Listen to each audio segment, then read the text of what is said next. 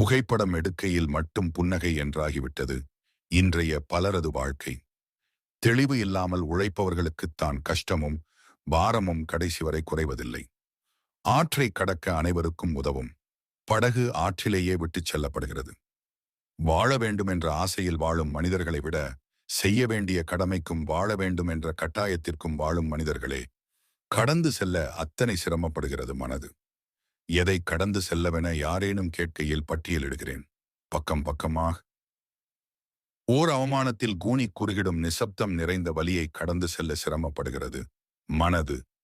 ஒரு துரோகத்தை சட்டென மறந்து முன்பு போல் பழகி கடந்து செல்ல வெகுவாய் சிரமப்படுகிறது மனது. ஒரு நினைவை கடந்து செல்வதென்பதே பெரும் போராட்டம்தான். இங்கே இருந்தும் கடந்திடத்தான் வேண்டும்.